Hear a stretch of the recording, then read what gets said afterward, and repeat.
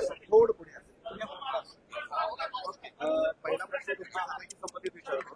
तुमचे सगळे महसूल कर्मचारी तुमच्या विरोधात संपावर जाणार आहे. तुम्ही जे 4 लोकांना निलंबित केलं ते आणि इतर काही मागण्या तुमच्या विरोधात पत्र लिहिलंय त्यांनी.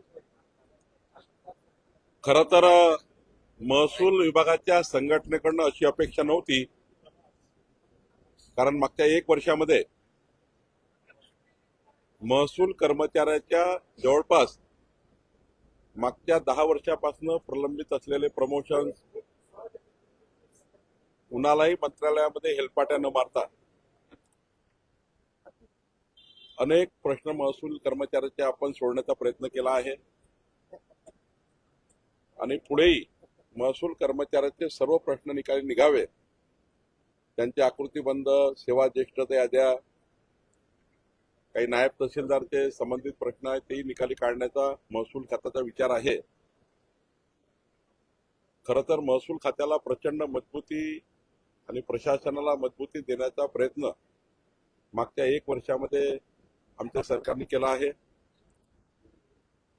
परवाचा जो विधिमंडळातला प्रश्न आहे त्यामध्ये मागच्या 8 महिन्यापासून आमची चौकशी सुरू होती. 90,000 ब्रासच्या वर जास्त उत्खनन झालं आहे.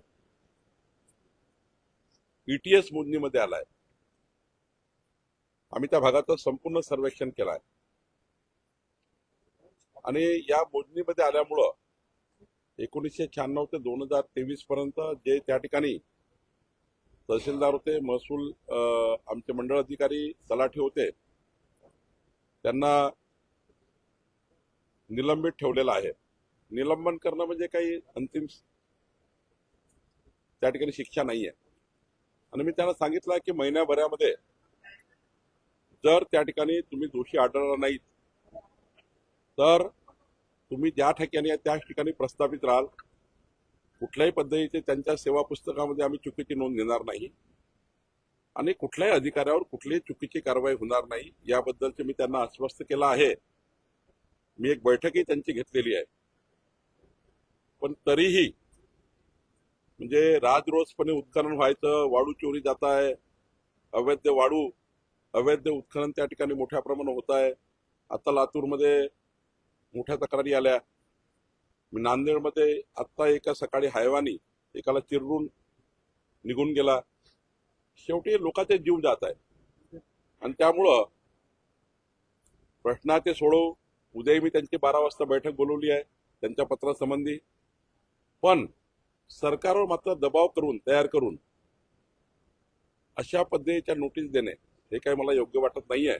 पण तरी सरकारमधील माझं खातं असल्यामुळं मी त्यांना 12 वाजता उद्या बोलवलेलं आहे. मी चर्चा करील आणि त्यांना आश्वस्त करतो की कुठल्याही प्रकारचं सरकार आकर्षाची भूमिका ठेवत नाही.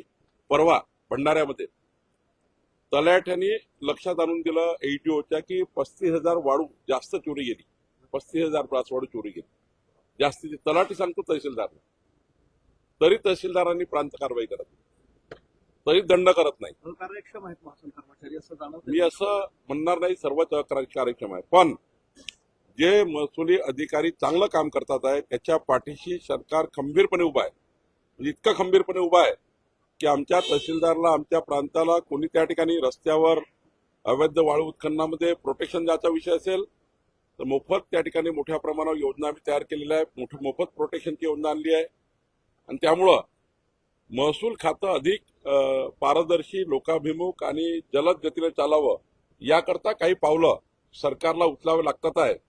जनतेचं जनसमर्थन आहे. जनतेचं जनसमर्थन या संपूर्ण कारवाईला आहे. त्या भागातल्या लोकांचं त्या ठिकाणी हजारो मेसेज मला आलेले आहे. या राज्यातले हजारो मेसेज मला आलेले आहेत की आपण कडक कारवाई केली पाहिजे. काल लातूरमध्ये, नांदेडमध्ये मोठ्या प्रमाणावर मला त्या ठिकाणी लोक भेटलेले आहेत आणि त्यामुळे अवैध उत्खनन थांबलंच पाहिजे, वाळू चोरी थांबलीच पाहिजे. महसूल अधिकाऱ्याला पाहिजे ते प्रोटेक्शन आम्ही देऊ, पोलिसांचं प्रोटेक्शन देऊ. आता RTOचा आम्ही कायदा केला. आमच्या प्रताप सरनाईकजींनी 3 वेळा अवैध उत्खनन पकडलं तर गाडीच सस्पेंड करून टाकता येईल असे त्या ठिकाणी कायदे आपण केले. आणि त्यामुळं महसूल कर्मचाऱ्यांनी घेतलेली संपाची भूमिका कृपया त्यांनी मागे घ्यावी. सरकार महसूल कर्मचाऱ्याच्या पाठीशी खंबीरपणे उभा आहे. प्रज्ञा सातव काही वेळातच भाजपमध्ये प्रवेश करता आले, तर काय वस्तुस्थिती आहे त्याची आणि त्यांना काय दिलं जाणार आहे? नाही, आम्ही हे तर मला माहिती नाही जे आपण सांगतायत, पण कोणी भाजपमध्ये येत असेल तर आम्ही खऱ्या अर्थाने त्यांचं स्वागतच करतो.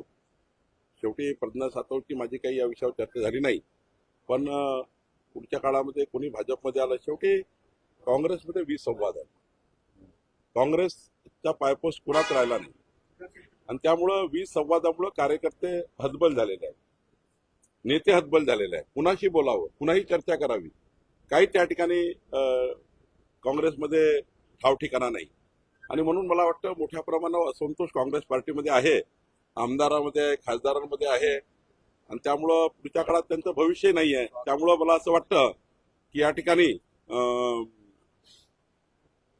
प्रज्ञा सातव जेव्हा माझ्याशी बोलतील तेव्हा